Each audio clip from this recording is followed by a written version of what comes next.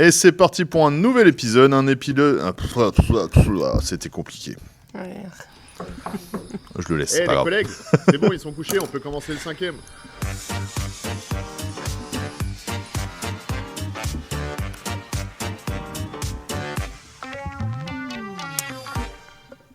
Et donc après cette diarrhée verbale, c'est donc un nouvel épisode où on va parler du fait d'avoir un talent caché. Est-ce que c'est une force en animation ?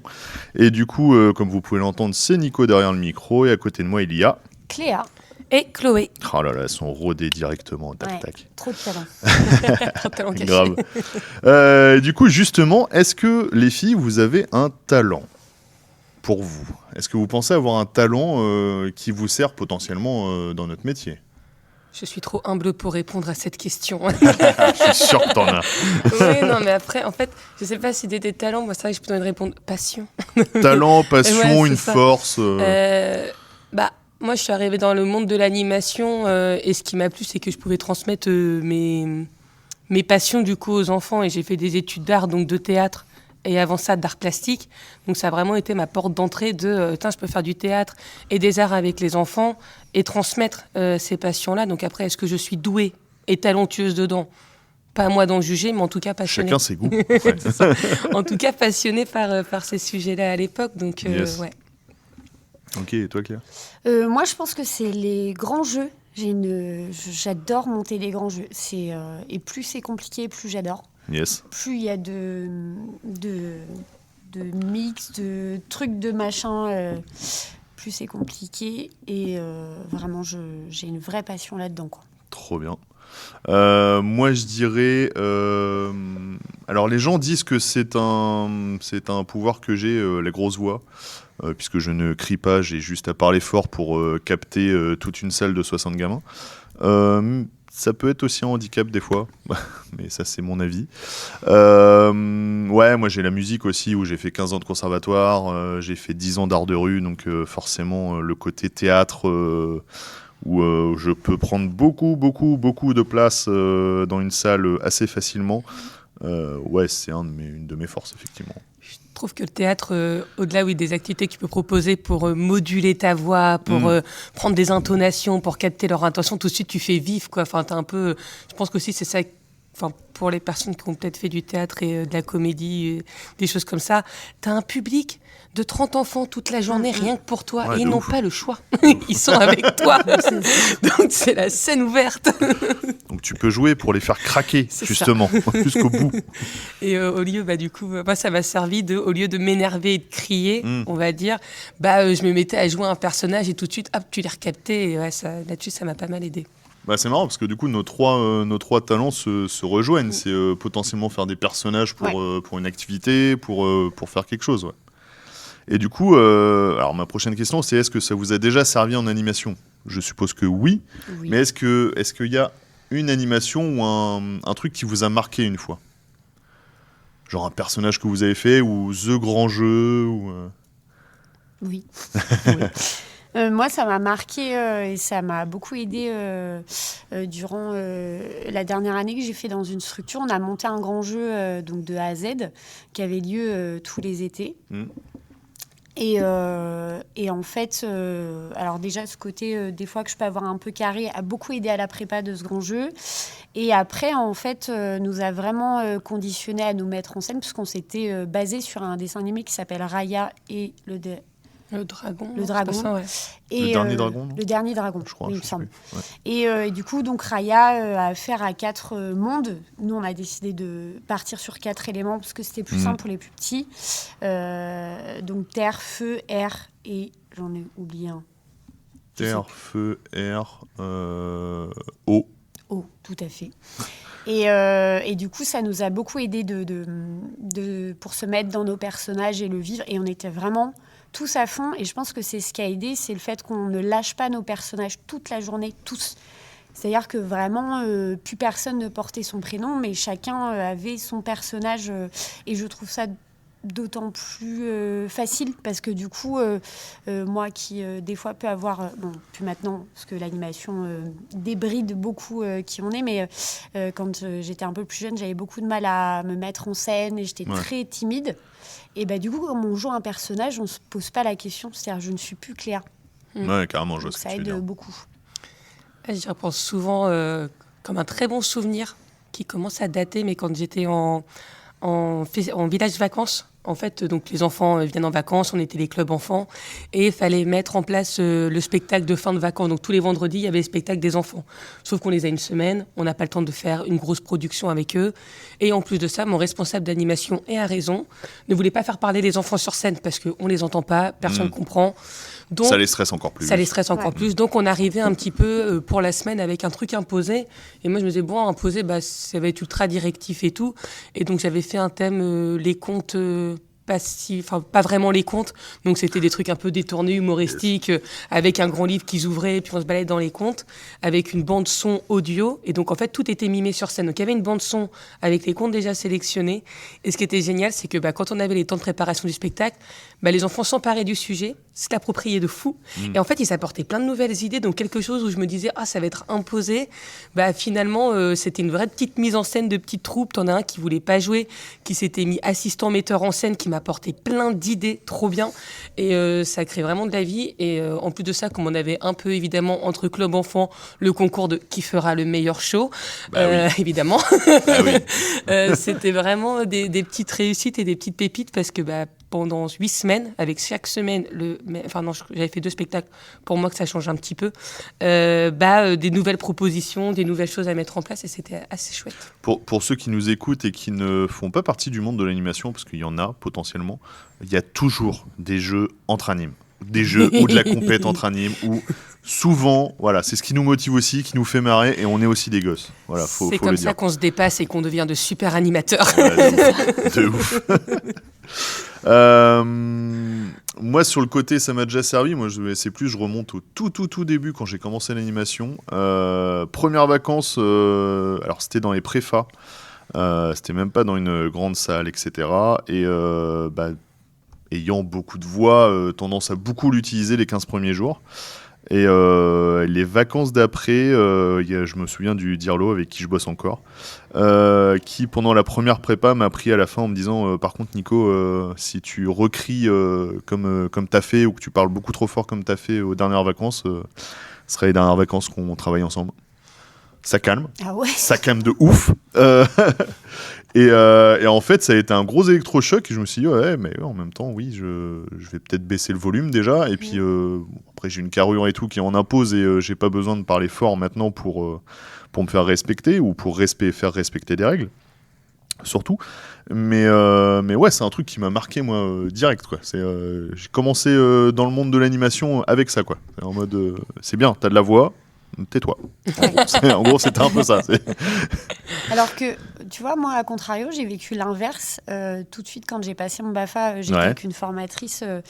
On avait fait un grand jeu, donc il y a un tac autour, pour expliquer à ceux qui ne sont pas dans l'animation, mais tu dois réunir des éléments de ton taco, donc de ta voiture, ton bateau, ce que tu veux, et tu fais des petits jeux pour les réunir, et après tu as une course qui a lieu, et le jeu s'est très bien passé, et sauf qu'il ne s'était pas exactement passé comme moi je l'avais vu dans ma tête, puisque j'avais 17 ans, donc je me disais, il faut que je fasse un truc parfait, nickel, top, et tout le monde m'avait dit, non, mais ça s'est très bien passé, tout ça, mais pour moi, c'était pas assez.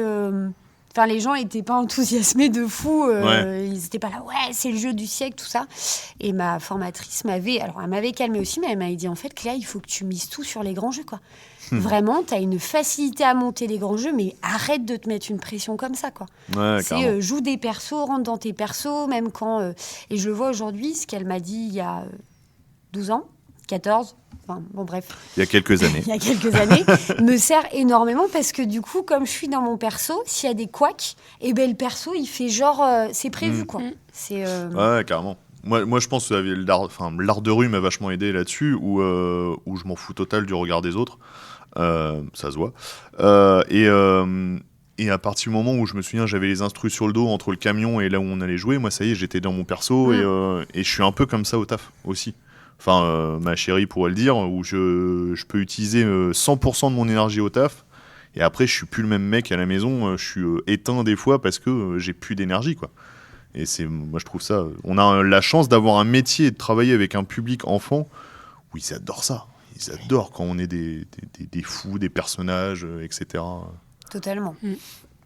Et du coup, est-ce que vous pensez que être, alors outre le côté théâtre et perso, etc., mais juste avoir un talent ou un point très fort, on va dire, est-ce que c'est quoi les avantages qu'il peut y avoir et les inconvénients?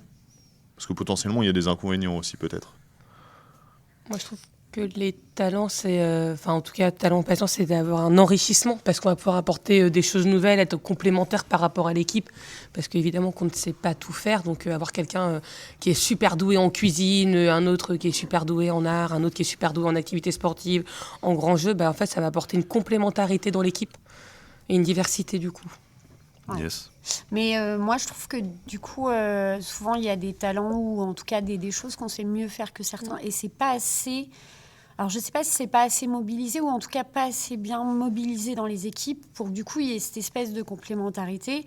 Moi, je vois par exemple dans l'équipe où je suis aujourd'hui, j'ai eu la chance pendant 6 ans, de travailler dans une structure où c'était vachement tourné vers la nature. Et dans les structures où j'étais avant, on a profité de ça. Enfin, du fait que j'avais ce talent-là et on l'a mis en avant et on s'est appuyé sur moi. Et par exemple, dans la structure où je suis aujourd'hui, j'ai dit que c'était le cas, mais on ne fait pas pour autant appel à moi. Alors, ce qui ne me dérange pas du tout, mais c'est que je trouve qu'on a du mal à mobiliser en fait, chacun autour de ses compétences, mis à part si on est quelqu'un d'assez qui fait force de proposition et qui est autonome dans son travail. Mais pour moi, ce serait le gros inconvénient. Après, oui, gros avantage, complémentarité de ouf. Est-ce que tu penses pas que des fois, c'est... J'ai pas de réponse à la question que je vais te dire. C'est pas que les structures ont un peu peur, ou en tout cas les grands directeurs de structures ont peur que, bah ouais, mais si elle est plus là, il y aura plus ça. Par exemple, si t'es vachement fort dans tout ce qui est nature et tout, et que tu montes un club nature, ou si ça tient qu'à toi, tu peux vite te dire quand tu gères une structure, ah bah ouais, mais si elle fait que ça, le jour où elle va partir, il n'y a plus, quoi. Ouais, totalement. Après, en général, c'est vrai pour tout. Enfin, généralement, l'animateur, quand il met sa patte ou quand il fait quelque chose, quand il part, à moins que quelqu'un reprenne le flambeau, généralement, ça meurt. Même s'il reprend, ce sera jamais pareil. Enfin, on a plein d'exemples de rassemblements autour de La Rochelle qu'il y avait il y a 5-10 ans. Je pense au Caisse à savon, par exemple, qui était vachement tenu par une personne, en l'occurrence, il me semble, qu'à partir du moment où il est parti, il n'y avait plus rien, et là, potentiellement, ça redémarre. Mais il a fallu beaucoup de temps, et puis des efforts de plusieurs structures pour redémarrer, d'après ce que j'ai compris. Oui, mais je trouve que c'est la force. Enfin, moi, je sais que, par exemple, si je n'ai pas de projet, ou alors que, parce que, pour le coup, depuis plusieurs années, je suis vraiment sur tout ce qui est prévention, ça me botte de ouf, et j'ai développé un réseau qui me permet de m'appuyer sur des gens qui ont les compétences que je n'ai pas. Mais si je fais pas ça, moi je vais être claire, je me fais chier, quoi. Non, mais je suis d'accord avec toi. Si t'as pas de projet qui te porte et que tu fais... Alors j'adore les activités manuelles, mais moi personnellement, j'étais pas le genre d'enfant qui s'assoit à la table d'activités manuelles, et je suis toujours pas l'adulte qui fait ça, quoi. Je suis d'accord avec toi, mais je pense que c'est en plus un des tournants qu'on a, j'allais dire les vieux animateurs. Ceux qui durent, en tout cas, et qui durent dans l'animation, c'est que généralement, oui, tu fais des activités au début, tu enchaînes, etc. Et puis en fait, tu te rends compte que les projets, tu peux apprendre tellement de choses. Ouais. Et moi, je marche que au projet maintenant. J'ai du mal à faire des activités, même pendant les vacances, à faire des activités de suite. Ouais. Puis t'es mis en lien avec tellement de personnes. C'est tellement riche. Moi, je discute avec des gens que dans la vraie vie, j'aurais jamais rencontré, quoi. Ouais, carrément. Est-ce que vous pensez qu'il y a des inconvénients à être une équipe où il y a que où tout le monde a un talent différent? Oui, parce que pour me contredire du coup avec ce que je disais avant, j'adore ça. je m'auto-contredis, c'est bien, mais le risque c'est que du coup chacun soit catalogué. Ouais. Toi tu feras que ça, toi t'es forte en ça, donc tu vas faire que ça. Je trouve que là où ça devient intéressant, c'est si l'équipe s'enrichit et s'apprend et permet aux autres de sortir de leur zone de confort. Donc, moi, je suis forte en grand jeu, viens, je vais t'apprendre Totalement. mes petits tips pour faire un grand jeu. Attends, moi, je vais te montrer des trucs théâtrales, de comment on peut faire une mise en scène, de comment on peut monter un spectacle avec les enfants. Donc, si ça vient enrichir et nourrir l'équipe, oui. Mais si c'est pour que ce soit pour aller plus vite, hop, on se répartit. Toi, tu fais ça, et on sortira jamais de notre zone de confort. Ça, c'est un peu un raccourci qui est un peu dangereux, des fois, en mode, de toute façon, c'est bon, on a Chloé, elle sait faire du théâtre, vas-y, tu gères le perso principal, on n'a pas le temps, et puis on te suit, quoi. Alors qu'en fait, ça va t'épuiser à force, et c'est dommage. C'était un autre pédagogue qui s'appelle Philippe Mérieux cette fois-ci. En gros, il disait... C'est lui que je cherchais. C'est vrai. On a eu une grande discussion sur les pédagogues entre 2 épisodes. C'est lui qui avait des petits épisodes sur plein de...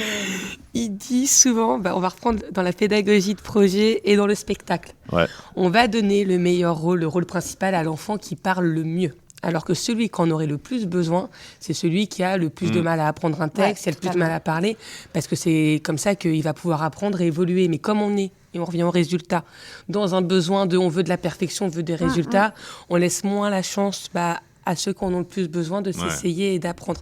Donc dans une équipe, c'est un petit peu pareil, quoi. L'animateur qui fait des activités manuelles catastrophiques, on va généralement... Non, mais c'est vrai. Pas du tout visé. Non. C'est pas à toi que je pensais, moi. Je t'ai jamais vu faire d'activités manuelles, mais j'en ai vu. Moi, je pensais à certains de mes collègues. Sans jugement. Non, jamais. Parce qu'on est bienveillant. Mais du coup, sur la mobilisation, ce que tu as dit juste avant, du fait de chacun a c'est faire tel truc ou tel truc, et du coup, je vais lui laisser le taf parce que moi, je sais pas faire, puis en même temps, j'ai pas envie d'apprendre. Je trouve ça vachement plus chouette, du coup, d'apprendre aux autres à faire un grand jeu, par exemple, ou alors à faire une activité manuelle. Moi, c'est comme ça que j'ai appris à faire des activités manuelles. C'est parce que j'ai des collègues à moi qui sont assis à côté de moi et m'ont dit, tu peux faire comme ça, tel tips. Moi, je suis vachement dans le laisser l'enfant faire au maximum. Et du coup, j'ai eu affaire à des collègues qui étaient vachement là-dedans. Et au contraire, c'est parce que je pense qu'aussi qu'en tant qu'animateur, on est formateurs les uns des autres, mais on n'a pas forcément le temps. Et des fois, on peut être... moi, je vois dans ma structure, on est 2 à savoir faire des grands jeux. Du coup, les autres n'en proposent jamais, mais en même temps, elles n'en ont jamais fait. Et c'est à un moment donné, nous aussi, s'asseoir autour de la table et dire, écoute, je t'explique mon grand jeu, mais la prochaine fois, on le fera ensemble en totalité, puis la fois d'après c'est toi tout seul. Et je suis assez d'accord avec toi sur l'enfant qu'on va pas forcément prendre en personnage principal en formation BAFA. On le vit souvent nous quand on voit les groupes se faire pour les grands jeux, c'est souvent celui qui va le parler le plus fort, et au bout d'un moment, quand tu discutes avec tout le monde, en fait tu te rends compte que celui qui parle le moins, il aura un personnage plus posé, plus comment dire, qui sera dans la durée du jeu, qui va plus se maintenir. Et des fois, tu as des surprises où tu n'as pas entendu un jeune parler et tu le vois sur un grand jeu. Et là, c'est la première fois qu'il lui parle, quoi. Et tu te dis, ah ouais, mais ouf, quoi. Et parfois, il y en a qui se révèlent comme ça quand on leur laisse, entre guillemets, leur chance. Je refaisais le fil aussi de tout ce que j'avais appris grâce à l'animation en devant sortir de ma zone de confort, entre guillemets, quoi. Genre, j'avais même des outils genre Audacity pour faire les bandes son pour mes spectacles. Carrément. Et en fait, c'est souvent ça, c'est pour atteindre ton but, parfois toi-même tu dois apprendre de nouvelles choses. Donc au-delà des talents, je dirais, c'est cette curiosité, cette envie d'apprendre, d'évoluer pour pouvoir proposer des choses nouvelles et intéressantes aux enfants. Ça, dans notre monde, c'est vachement important, je trouve. En vrai. De vouloir toujours s'enrichir, de vouloir toujours apprendre, etc. Et de tous, je suis d'accord avec vous, le rôle formateur qu'on a tous, il est hyper important et il va dans tous les sens. Je pense qu'un petit contrat CE qui vient pendant les vacances en stage BAFA a à m'apporter, à moi qui ai 15 ans de boîte, comme j'ai à lui apporter aussi autant, à mon avis. C'est un vrai rôle formateur, quoi. Puis il y a toujours ce mimétisme de l'enfant qui du coup va nous voir se mettre à la même hauteur, les adultes les uns avec les autres, et du coup va faire la même chose avec ses copains du même âge, quoi. Carrément. Là, ça me fait penser, en ce moment je suis en train de faire des livrets justement dans la structure où je travaille, espèce de livret, et je pense au grand jeu parce que tu viens d'en parler, sur c'est quoi un vrai grand jeu, comment on le met en place, la force des personnages, pourquoi c'est important, etc. Et même une fiche activité à la fin spéciale pour les grands jeux, avec c'est quoi une sensi, comment, etc., avec toutes les étapes. Moi, c'est un truc qui me botte vachement et je trouve ça intéressant. Et je pense que je vais le faire même pas pour tous les styles d'activité, parce que c'est très très large, mais pour les grands styles potentiellement, tu vois. Ouais. Au mode un livret grand jeu, un livret activité manuelle, parce que ton activité manuelle, faut arrêter de se mentir, la fiche activité, elle n'a pas besoin d'être la même que grand jeu. Activité sportive, pareil, tu la construis pas n'importe comment, etc., quoi. Puis je trouve que les trucs des activités manuelles, on en parle un petit peu tout à l'heure aussi, c'est souvent one shot. Ouais. On va faire un truc pour ramener à la maison. Ouais, tout à fait. Et c'est vrai que moi, j'aimais bien construire l'activité manuelle dont elle va faire partie intégrante d'un projet ou d'une finalité, quoi. Donc en fait, elle va se construire sur plusieurs temps et c'est pas juste on va ramener un joli pot à crayon à la maison. Tu vois, je pense que les parents en ont marre d'avoir des pots à crayon à la maison d'ailleurs. Des colliers de Est-ce que c'est pâtes. pas le nouveau collier de nouilles Oui, c'est en même temps? Voilà, carrément. Et je sais pas si dans vos équipes vous avez déjà rencontré ça, des gens qui n'ont pas de passion.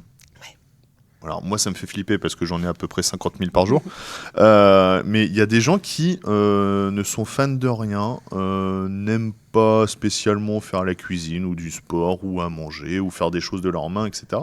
Et pourtant ils sont en animation. C'est fou, moi je trouve. C'est alimentaire.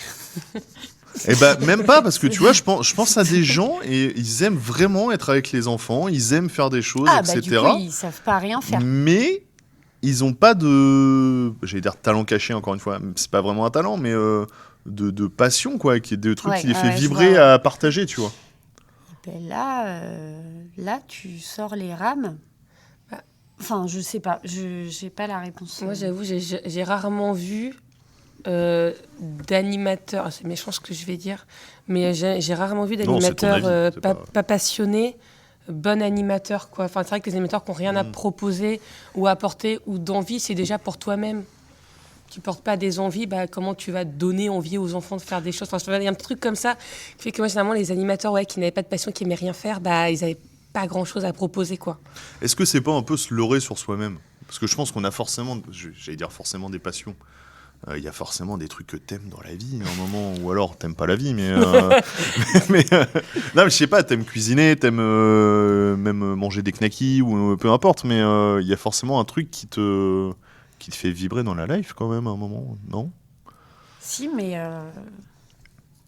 après, non, parce que je revois, en fait, j'avais fait un entretien avec pas la réponse. J'avais un entretien avec une stagiaire BAFA un jour, et pas de pareil, réponse. quand tu demandes des hobbies et tout, elle disait sortir avec les copines. Ok, j'entends, moi j'aime sortir aussi avec mes amis, mais qu'est-ce que tu proposes? Enfin, tu vois, et c'est vrai que généralement, et soyons honnêtes, même quand tu fais des recrutements en tant que directeur ou coordinateur, quand l'animateur il arrive, et moi ce que j'aime, et même la lecture, moi ce que j'aime c'est lire, c'est des animateurs qui ont apporté des programmes d'activités hyper intéressants autour d'albums jeunesse, qui ont vachement enrichi le truc et tout. Mais ça, pour un entretien, tu vois, dans l'animation, enfin moi je sais que je l'ai toujours fait, ramener une activité. Dans mes premiers jobs, Feu, la ruche à Châtelaillon, parce qu'elle a été dissoute depuis, mais ça m'avait été demandé de ramener un projet d'activité avec une activité faite. Donc j'avais ramené des comètes à lancer que j'avais faites en formation BAFA. Et je trouve que là, pour mon entretien, pareil dans ma structure, j'ai ramené un projet BEDA. Je trouve que même si c'est pas bien fait, même si c'est pas exactement comme tu l'aurais fait, juste dire à quelqu'un, ramener une activité avec une petite fiche descriptive, ça montre que du coup la personne, elle a un petit truc qui la titille, quoi. Mais oui, je suis d'accord avec toi. Moi, souvent les recrutements que j'ai fait en tant qu'adjointe ou directrice, la plupart du temps, quand on dit qu'est-ce que vous aimez bien avec les enfants, j'aime les enfants. Oui, mais alors du coup, qu'est-ce que... Alors t'es pas là pour les aimer déjà. Qu'est-ce que vous aimez bien faire? Oui, je n'ai pas la réponse. Moi, je ne recrute pas ces gens-là. C'est hyper méchant, c'est encore plus méchant. Non, mais C'est pas laisser la chance au produit, mais non, après, t'essayes de titiller et de dire. T'as toujours des petits trucs qu'ils aiment bien, ou alors tu leur dis pas quand vous étiez jeune. Tu peux aussi les replacer dans leur contexte d'enfant. Vous, en tant qu'enfant, Carrément. vous aviez besoin de quoi comme activité? Enfin, carrément. moi, je vois les activités que je faisais étant enfant. Par exemple, les caisses savon, moi, je les fais tous les ans étant enfant. Ouais. Du coup, j'ai monté un projet caisse à savon sur ma communauté de communes. Ouais, carrément. Mais je n'ai. Puis il faut aussi, s'ils n'aiment pas trop les activités, moi je vois, j'avais des collègues qui n'aimaient pas trop faire grand-chose, et en fait, il faut échanger. Carrément. Et tu disais à un entretien, il y a quelqu'un qui t'a sorti qu'il aimait sortir. Moi, c'est entretien de BPGEPS en plein été pour septembre, machin. Je top 3 personnes pour qu'ils fassent leur stage chez nous et tout. Et il y en a un qui m'a quand même sorti. Même la question qui est importante pour moi en entretien, l'une des questions importantes, c'est qu'est-ce que tu kiffes dans la vie? Dans la vie. Je parle même pas dans le monde de l'animation, c'est qu'est-ce que tu kiffes? Est-ce que c'est le foot? Est-ce que c'est de faire la cuisine? Peu importe, il y a toujours un truc qui ressort. Et il m'a sorti sortir en boîte. Je vais pas vous mentir, l'entretien était déjà pas ouf. C'était un peu la dernière question en mode bon, si tu me sors un truc, je vais peut-être te relever un peu dans la pile, mais ok, toi c'est mort. Je fais d'où tu sors sortir en boîte ou enfin au moment faire c'est la fête. ouais, je trouve ça chelou en entretien mais enfin bon. Il y en a quand même. Hein. Il y en a qui ont peu de passion et qui bossent avec nous. Et est-ce que vous pensez que c'est dur du coup est-ce qu'on peut cultiver une passion ou essayer d'apporter des choses aux gens même qui ne sont pas des grands passionnés? Tu disais potentiellement il y en a qui sont là en job alimentaire par exemple. C'est épuisant. Ouais. Enfin, en fait, on en parlait dans les précédents podcasts, mais c'est tout le temps compenser l'autre, en fait. Ouais. Et au contraire, moi, je bosse avec ma directrice qui est une passionnée, et souvent les passionnés, je dis souvent parce que j'en ai croisé qui n'ont fait que du fonctionnariat, mais ont fait de l'associatif, que ce soit même de l'associatif sportif, pour leurs enfants, dans des APE, tout ça. Mais du coup, moi, quand je discute avec elle, en fait, j'aimerais, tu vois, des fois m'asseoir autour d'une table et me dire, non, mais il faut qu'on monte 300 000 projets. Et à contrario, quand je discute avec certaines de mes collègues, je sais pas trop ce qu'elles aiment dans ce métier, je sais pas trop ce qu'elles... Et sans jugement, enfin, je comprends totalement, mais du coup, je trouve que t'as du mal à avoir à comprendre l'enfant, à avoir du recul. Enfin, moi, quand j'ai un enfant qui me dit, moi, j'adore lire parce que derrière, je fais des dessins autour de ce que je lis, des mots que je prends, tout ça. Enfin, moi, je vais commencer à réfléchir, à me dire, ah ouais, je peux mettre ça en place comme activité autour du livre, ça. Enfin, alors que certaines de mes collègues, tu vois, voient pas du tout ce qu'il y a derrière. Donc, j'ai pas trop la réponse, en fait. L'un des vrais talents qu'on peut avoir en animation, je trouve, c'est l'observation de l'enfant. En vrai, Totalement. c'est ce que tu dis. Enfin, ne serait-ce que des fois, tu vois des gamins jouer à donf avec des dinosaures. Vas-y, fais un projet sur les dinosaures. Enfin, voiture, pareil. Enfin, tu peux partir sur plein de trucs, je trouve. Ne serait-ce qu'en les observant, quoi. Yes. Et du coup, on a un peu répondu à cette question, mais est-ce que d'après vous, il faut absolument un talent pour travailler en animation? Oui. Oui, je dirais, en tout cas, une envie dans le sens de découvrir, de pas se mettre de la limite de genre, je sais pas faire, je fais pas, quoi. De vraiment de pouvoir essayer. Et je trouve que, je repense souvent à un collègue avec qui j'ai travaillé, du coup, on était sur des matières tous les deux. Et parfois, on se faisait des ping-pong, on partait dans un délire, on s'en foutait de savoir si c'était réalisable ou pas. Ouais, carrément. On se faisait un délire et en fait, ça a donné des activités incroyables. Parfois plus ou moins réussies, mais parce qu'en fait, on était dans cette envie-là, En fait, je pense que c'est aussi avoir un imaginaire et de pas se mettre de pas se mettre de limite dans qu'est-ce qu'on peut faire. Si c'est pas réalisable, c'est pas réalisable. Mais voilà, en tout cas, avoir l'envie de faire. Ah, puis quand t'as une équipe qui te stimule et qui se stimule elle-même, ça devient fou après. Enfin, tu passes des journées. Ah ouais. Quand j'étais directrice, ce collègue-là, j'adorais aller le voir travailler, mais c'était du plaisir, quoi. Il était, je pense que c'est un des meilleurs animateurs et c'était un gars, du coup, mater que j'ai vu de ma vie. Et je dis toujours, de toute façon, les bons animateurs, tu les reconnais, tu entends tout le temps leur prénom dans leur cours. Je n'entendais que son prénom toute la journée. Et il était mais trop fort. Et lui, pour le coup, il était talentueux. On peut le dire. C'était un musicien, cinéma, il faisait carrément. plein de trucs. Yes. Il était riche, quoi.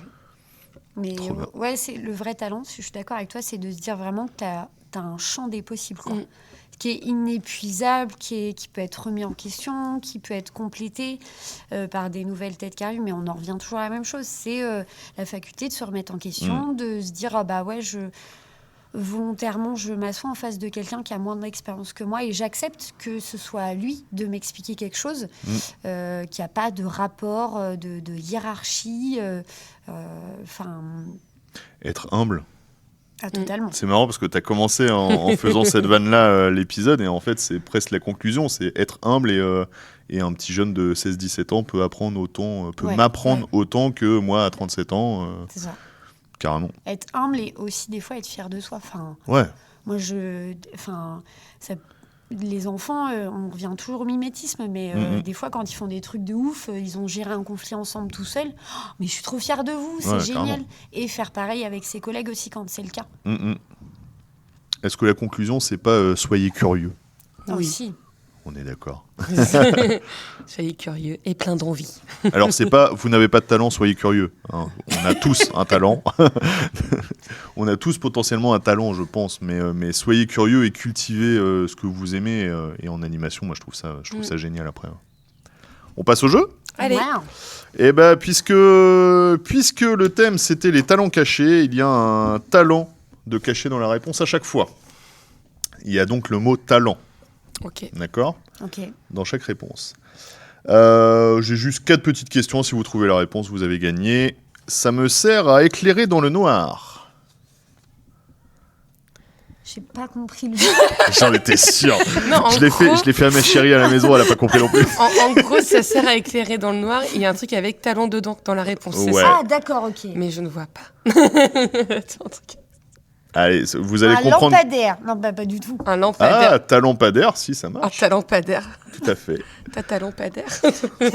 Talent lampadaire, j'avais talenterne aussi. Talenterne. Oui, Ah bah oui. parce que c'est... Oui. Ok, ça va être que du jeu de mots subtils. On va y aller. Ouais, toujours. Je l'ai toujours dit, je mets moins de 10 minutes à préparer un épisode pour que ce soit spontané, et les jeux font partie de ces 10 minutes. Et je rappelle que Fanny est beaucoup plus forte que moi sur les jeux.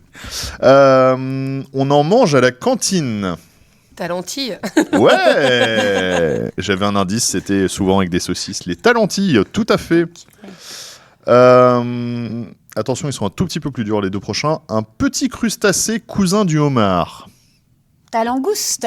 Ouais. Ou ta langoustine, tout à fait. Allez, Et attention, pas dans le même sens cette fois-ci, je me fais griller au barbecue l'été. Saucisse, Pas dans le même sens. yes. Ouais. Ça doit finir par talent. Attends. Qu'est-ce qu'on fait griller Qu'est-ce qu'on parce met que dans des autrement, il y a un barbecues blanc. C'est hyper loin les barbecues. Tu penseras à couper au montage. Ouais, t'inquiète. On n'a pas recommencé les barbecues encore. Ça Ils fait recommencent 6 tout mois, là. juste. Ouais, c'est vrai. Bon, d'ici d'un mois ou deux, on pourra faire des barbecues, je pense. Attends. Quand la saison des pluies sera finie. Attends. Talent. Talent. Qu'est-ce que je mange C'est une sorte de saucisse, on va dire. Une chipolanta. Une chipotalent. Une chipola talent. ça, Ouais, t'y j'étais- étais, bien ouais. Bon, sur ce, on s'arrête là. Ah, parfait. Oui. Eh ben, merci d'être venus les filles. On se retrouve la semaine prochaine à 6h30 pour un nouvel épisode. N'oubliez pas que vous pouvez liker, commenter, partager et s'occuper des poils de pied de vos voisins, surtout.